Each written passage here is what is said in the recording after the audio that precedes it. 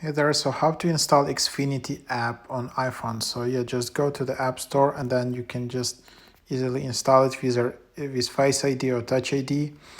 And yeah, this is the app. You can see all the rewards. You can see all the assistant. You can see the devices. So yeah, that's the idea.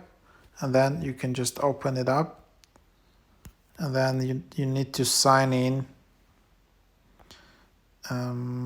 So the options to sign in, you just sign in through their website, you just been redirected there.